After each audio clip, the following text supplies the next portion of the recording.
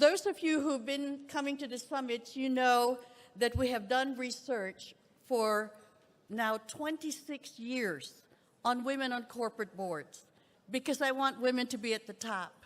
And in those 26 years, we have done 32 reports on women directors in different countries, in different industries, in different regions of the world. We also have a series that looks at the top 200 companies since 2004, so we can track whether something is happening or not. So this year, we decided to focus our report, which we are releasing here in Madrid, on the energy industry. And you say, well, why did you pick that? Because at the core of growth going forward, and in the past, is energy. You had a speaker here who said earlier, even AI can't exist without energy of some kind. And this energy is now transitioning into a whole nother phase that will create seismic change because it impacts on everything going forward. There's a major transition between oil and gas to alternative and renewable sources of energy. A lot of it driven by climate change imperative. And so we need to know who are the women in this arena. Because if that's going to be the driver of economic growth going forward, energy, we need to have women there. So we took a look. We took a look at the 500 largest listed energy companies, which were based in 48 states, 48 countries. I forgot I'm not in the US. 48 countries, to look at where exactly they are on the boards of companies, of the energy companies, as well as women in the executive councils, if you will. Where are they also in senior management? Because you cannot have women on boards and future CEOs if you don't have a pipeline of women senior executives. So we looked at both. So let me share with you our findings. And what we saw is no surprise to you, that of the 500 largest companies, 26.5% of board seats are held by women. And you say, well, that's not too bad, a little bit over a quarter. And then you look at the pie chart and you see where the other companies are that are held by men, okay?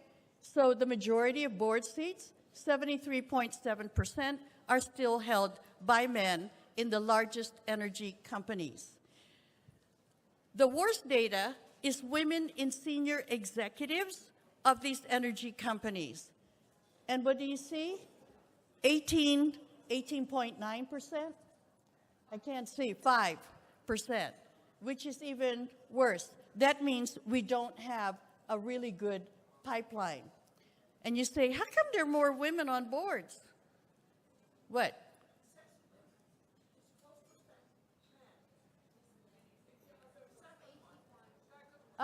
Okay, the arrows are reversed, okay? But you guys understand, it's really 18.3% women. It's not, sorry about that, and thank you for pointing that out. And you say, how come there are more women directors than there are women senior executives? And it's very plain. It's much easier to bring in women who are very talented to executive boards than it is to grow them. And this is not peculiar to the energy industry. Okay, so how bad is it? Now, 26% is actually the average. But if you took a look at the 500 companies, what's amazing is that a significant percentage, 42.4%, have boards 50% female, 3+ women directors. And why is that important? Because 3 is critical mass. After 3 board directors who are women, people start forgetting gender and they just become board directors. So what's amazing is that 42% actually have critical mass in terms of their board directorships. And how many don't have any women? Pretty small, only 7.6%, only 38 companies. That means that 92% of energy companies have at least one woman director, okay? So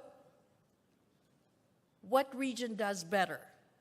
Of course, Europe does, okay? The of course is because Europe had very aggressive policies called quotas that forced a lot of companies to have more women directors.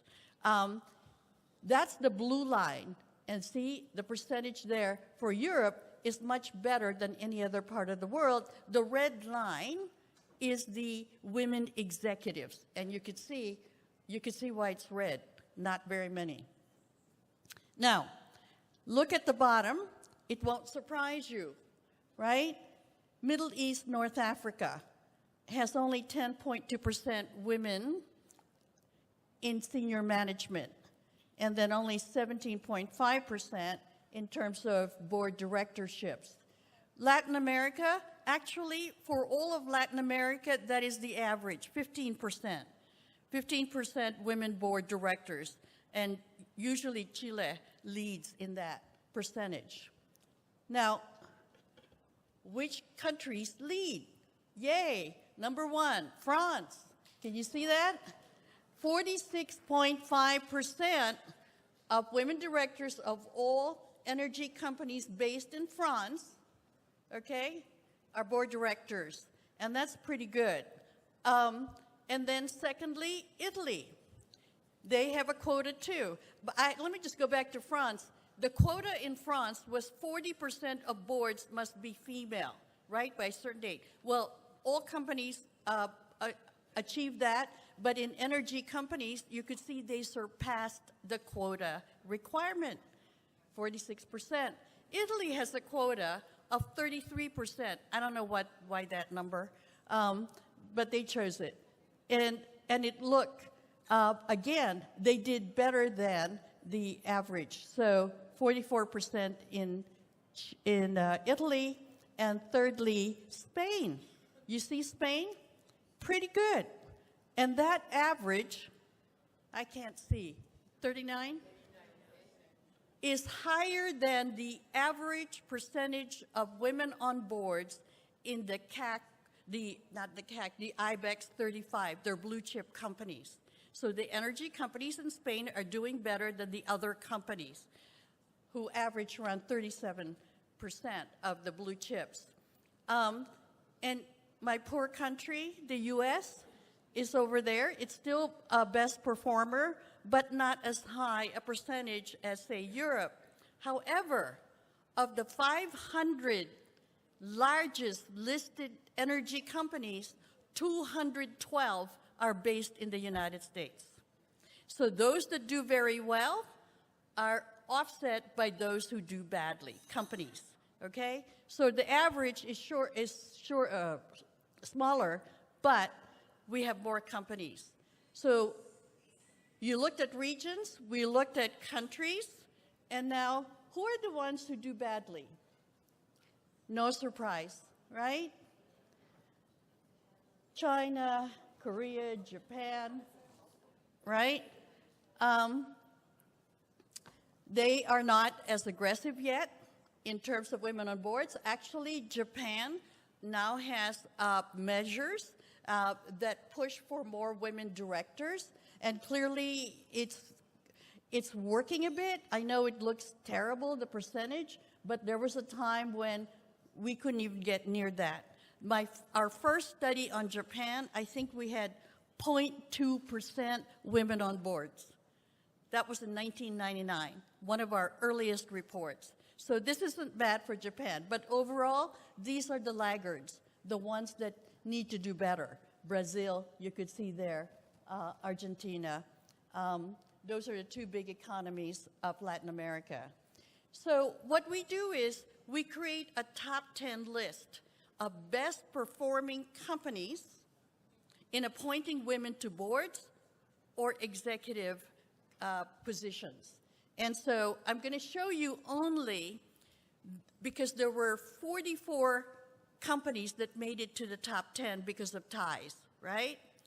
I can't show you all of that because it would look ridiculous, and you can't read it anyway. So I only chose those that were 50%, those that reached parity and above. Pretty amazing. There you go. Can you read that? Can you see some of the companies? Number one is the Canadian company named Fortis, which is where one of our speakers is from. Fortis ranked, and they have a female-dominated board, okay? But look at, if you go down with the ties, you will see the first Spanish company, Redea, represented here by the chairman of the board, Beatriz Corredor. And then you will also see number 4, tied, is Engie, represented by a member of the board here, with Marie-José Nadeau. But pretty impressive. You'll see some company names that you recognize, but not necessarily. On the right-hand side are the companies that have 50% or more women executives, okay? And what do you see? 2 of the top are US-based companies who are best performers. In fact, if you count down these top listing, 7 of them are US-based companies. If I were to show you the entire list, the majority of those that do well, companies that do well in terms of executives, women executives, are US-based companies. What does that tell you? They are better at executive development than they are in terms of adding women to boards. So what do you see that's different between these 2 lists? What strikes you? They don't match, okay? The top 10 in board directorships don't match top 10 in terms of women in executive councils. Only one company, Fortis, is above 50% in both board directors and in women in executive ranks. What that tells you is that more women on boards doesn't mean more women in executive positions, okay? That is not peculiar to the energy companies. Unfortunately, that is the case in many parts of the world. But great to have these kinds of numbers. And if I showed you the entire top 10, you would be very, very impressed. Now, I wanted you to take a look at all the Spanish companies, since Spain is our host, and you will see that at the top 3, Redea, Iberdrola, and Agas do very well. In fact, all of these companies do quite well in comparison to the rest of the world. You know, if you recall, the last time I showed you, Spanish energy companies average 44% women on boards. And you could see here, all of them do quite well. Now, blue chip index, IBEX 35, it's only 37.4%. So energy companies in Spain do very well in terms of appointments of women to corporate boards. Now, of the 500 largest companies, 15 were headed by women CEOs. So I wanted to know, does it make a difference if a woman is in charge? Well, guess what? It does. So you see there, on the green is where women are on boards, the average, okay, when it is led by a woman, okay, not women-led companies, okay, do much better on average than others. And also, in terms of women executives on the right, they have more women executive appointments than the general average for all the companies. We have done studies now twice on women CEOs. It doesn't matter which country, doesn't matter what industry, when there's a woman CEO, the percentage of women on boards and in senior ranks is higher than the average. The problem is we don't have that many. So we have to grow women CEOs in order to change the numbers.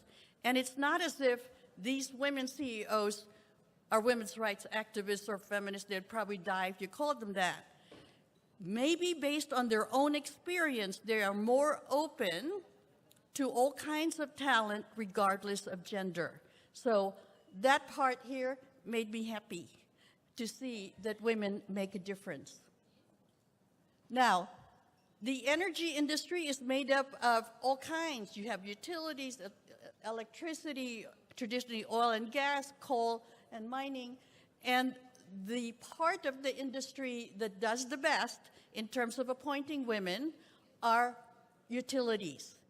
And I think I can only surmise that it's because utilities are public-facing, and so they tend to be much more sensitive to, what the public looks like.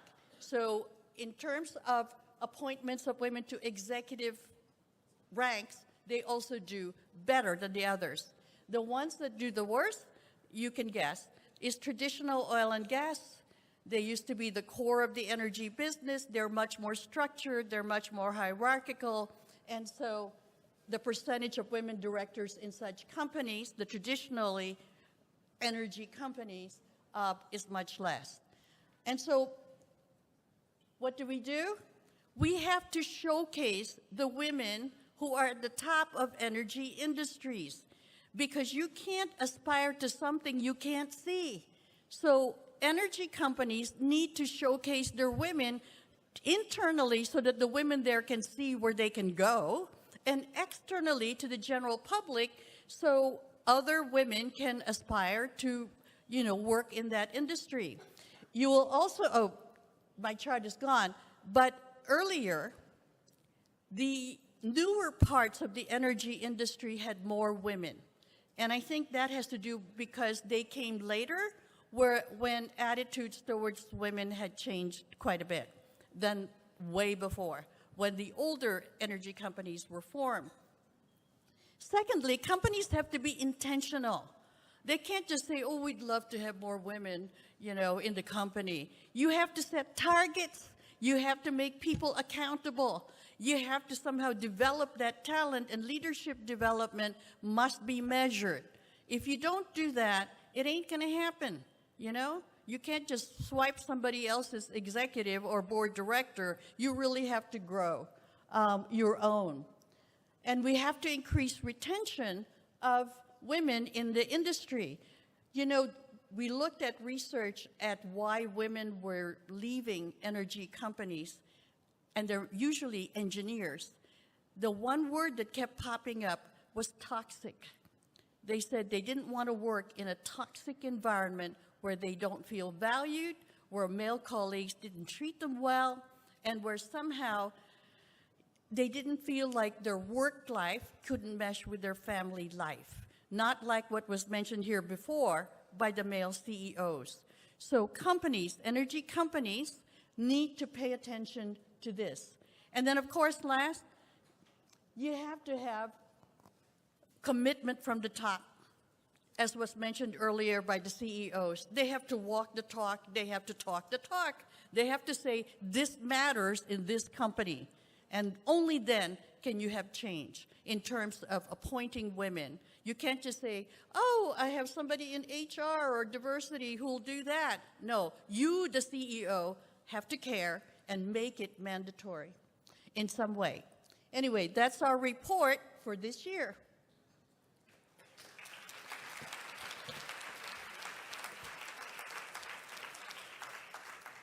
So I have invited two incredible women to comment on the report, because their companies, as you've seen, are in the top 10 list, and also because they're extraordinary. We will begin with Beatriz Corredor, who is the chairman of the board of RIDEA. She was a member of parliament. She was Minister of Housing at some point. But in any event, a true leader that who is always mentioned to me when I talk about who's great here in Spain, and say, oh, Beatriz Redea. So please come to that mic.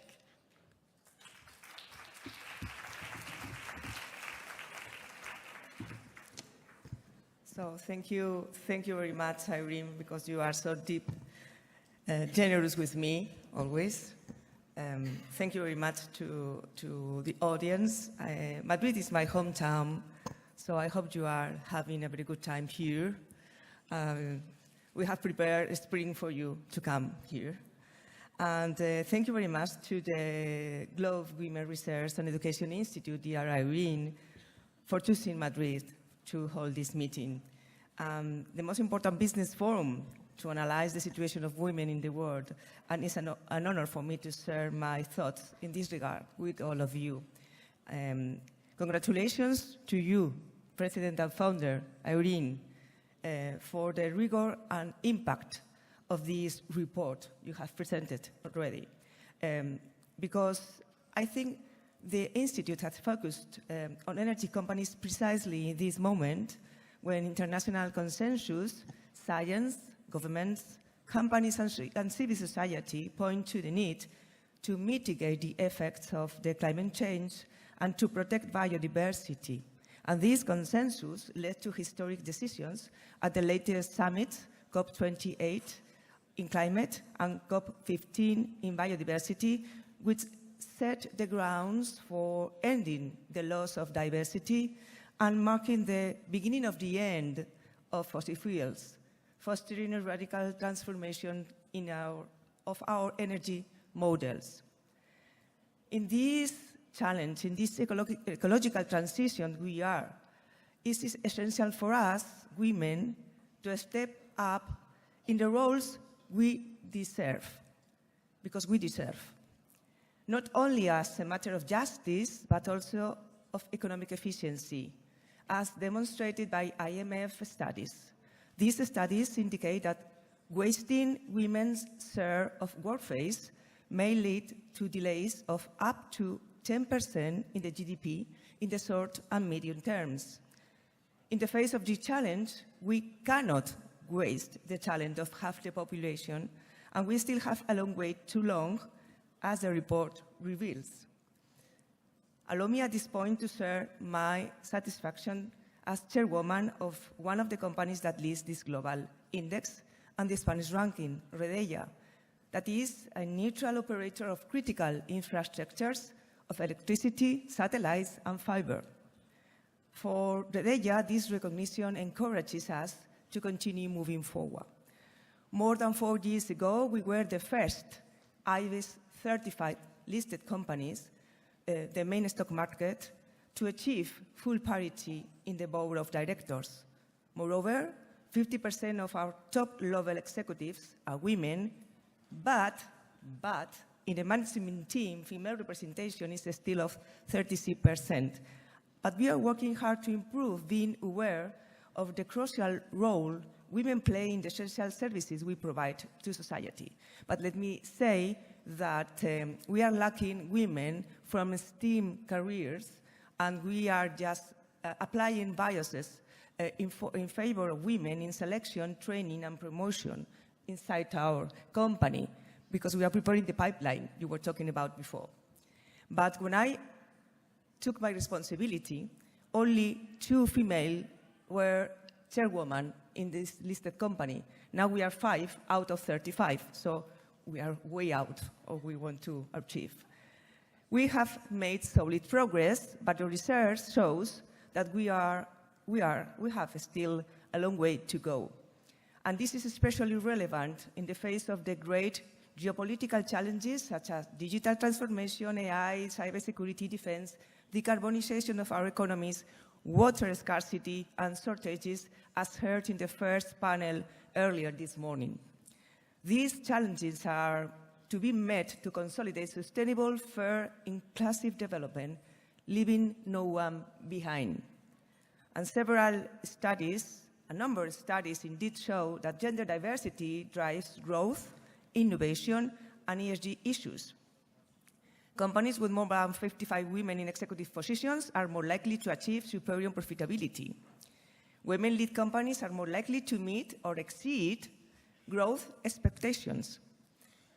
Female directors are more likely to consider aspects related to environment, inequalities, or human rights in company strategies.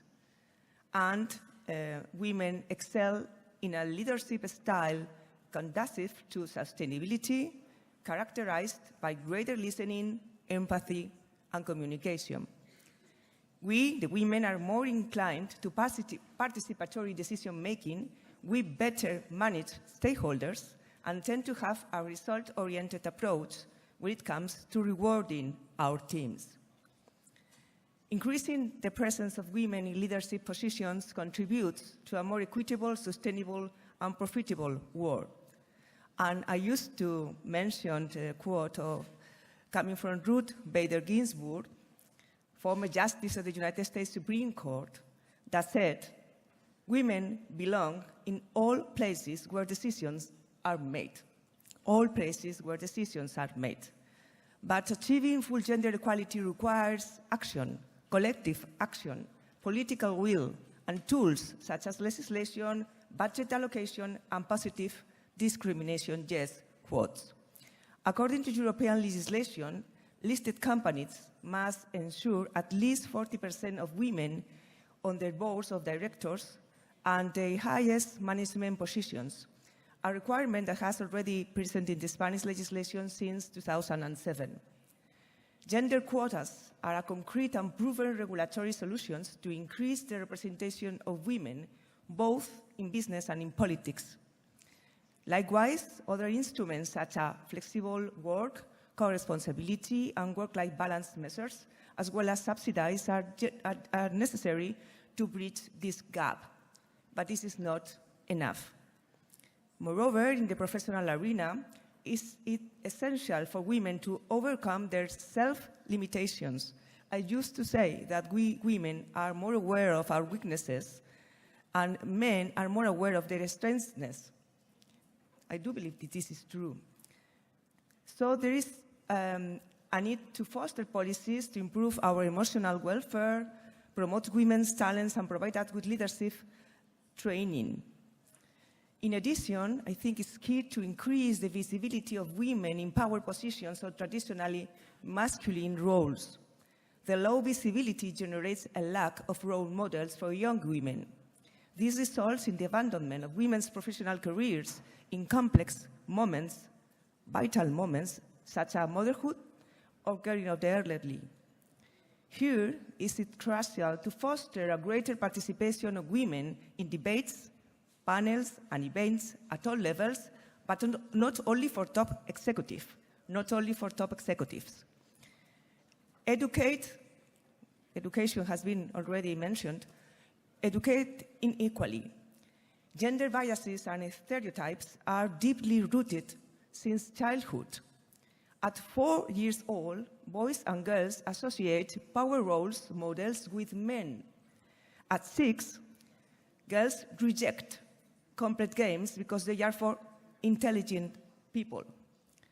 Globally, women represent more than half of all students in higher education, but remain considerably less likely to choose STEM careers. According to UNESCO, women constituted only 35% of STEM graduates, which does not show any progress in the last 10 years. And this is a gap that we cannot afford, and particularly worries me. For this reason, my company has launched various initiatives to encourage female students from 14 to 16 years old towards STEM disciplines. Of course, we must continue placing the debate on parity high in the public agenda, and we must further foster women networks, both in the business and institutional spheres. Solidarity networks need to be complemented with horizontal and intergenerational works. An example, in my company, Rideya, we have women coming from 28 countries and for 5 generations, before baby boomers to centennials. These have been proven to have effective supportive tools for the present, but also for the future, for they ensure that the path we are opening is not closing behind us, because we are at the risk of a backlash, and maybe the path is closing after us.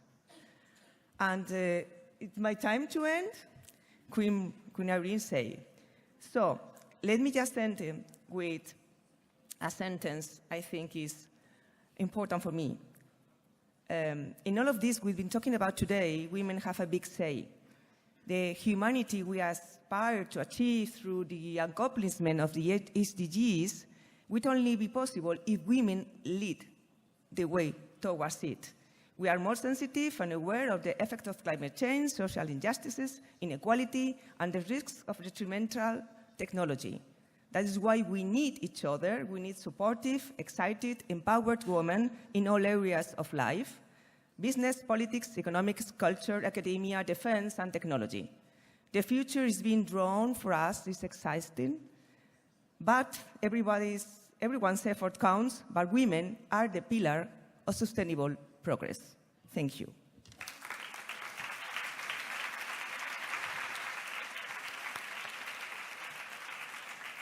Now to provide another comment on the report is Marie-Josée Nadeau, whom I met when we were both speaking at the European Forum for New Ideas decades ago. She is the former chair and now chair emeritus of the World Energy Council. So please give her a warm welcome.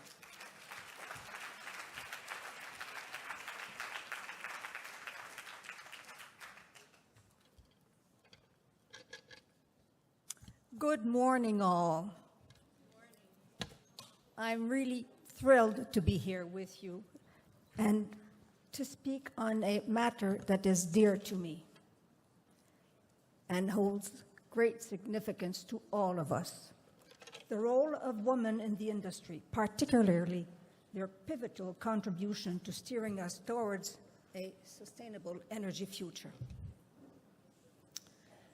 As past chair of the World Energy Council and current board member of ENGIE, I am deeply honored to share my insights on the presence of women on boards of directors of the largest energy companies globally. Let me start by reflecting on the 2024 CWDI report on women leading the world's largest energy corporations. As Irene presented them earlier on, the findings from the report underscore the growing presence of women in leadership positions and on corporate boards in our industry. But with 26.3% of board directorships among the top 500 energy corporations globally and 34.8% among the European energy corporations, we must do better. While strides have been made by some companies, further progress is needed to achieve genuine gender diversity, parity.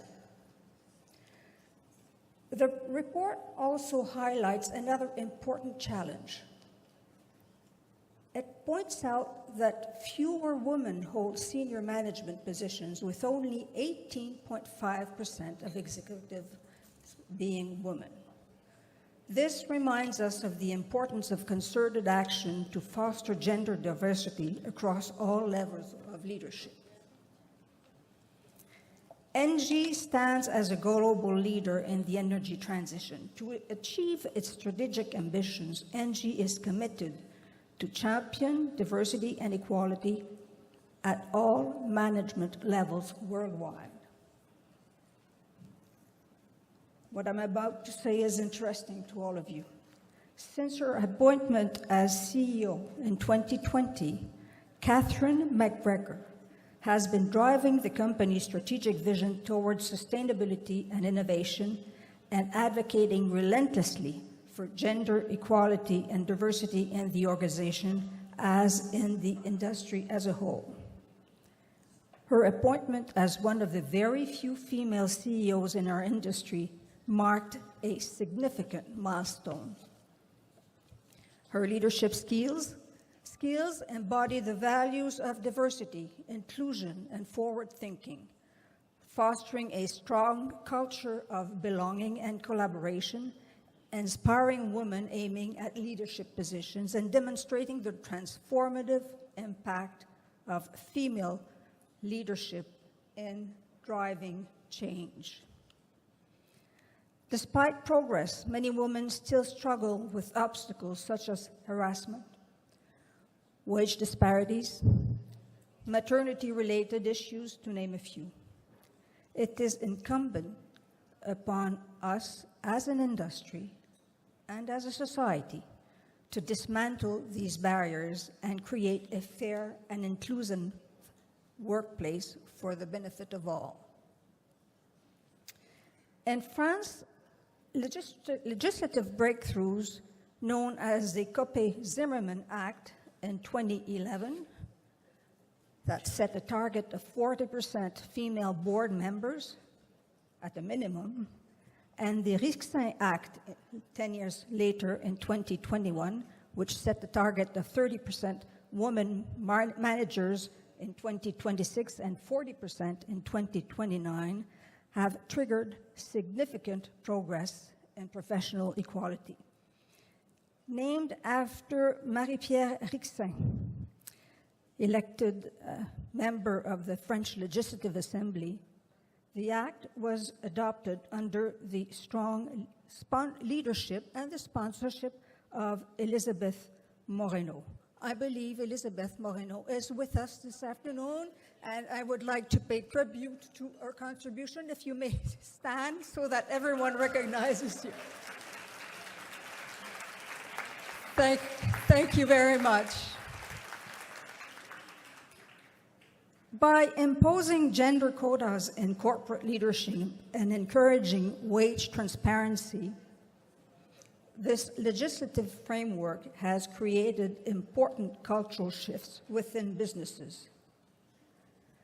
As much as they were resented, quotas have been effective. By counting women, we make sure they count.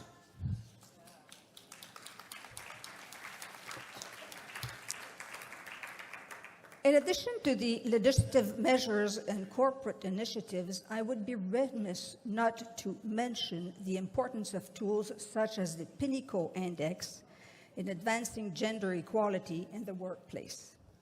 Named after Muriel Pénicaud, former French Minister of Labor and Health, the index measures gender pay gaps within companies and promotes transparency on salary disparities. Again, I believe Madame Muriel Pénicaud is with us, and I would like to pay tribute to your determination and leadership. Thank you. By disclosing salary differences between men and women, the Pinnacle Index holds organizations accountable and fosters a culture of fairness and accountability. Today, we see educated, talented, and ambitious women leading in science, business, law, engineering, politics.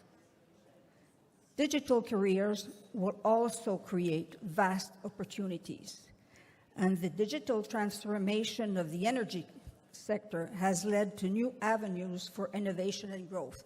Think of geothermal power, think of wind, solar power, their impact on the grids, load balancing, think of AI, we heard about AI earlier this morning, think of cybersecurity, vast opportunities ahead of us. So the digital transformation of the energy sector has led to avenues for innovation and growth. It has also brought forth unique challenges, including for female professionals.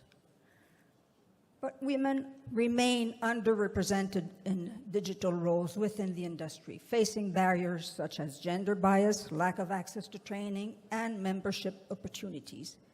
Encouraging more women to pursue careers in this field can not only help address gender imbalance, but also drive innovation and competitiveness. By providing targeted support, such as a specialized training programs, mentorship initiatives, networking opportunities, organizations can empower more women to embrace careers in the digital space and contribute meaningfully to the transformation of our industry. The transformation of the industry is both technological and digital, and it is happening at a very rapid pace.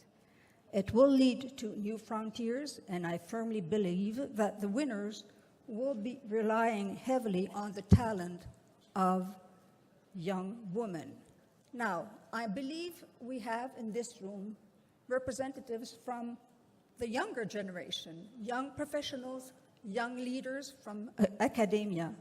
And as you choose your career path, I strongly encourage you to look into this field and to develop an expertise that will be so important in the coming years.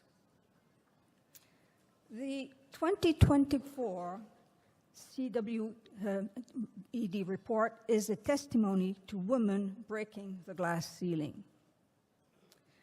It's also a reminder of what needs to be done to move forward and away from sticky floors. I encourage all of you to act now and be part of this transformation. And I thank you very much for your attention.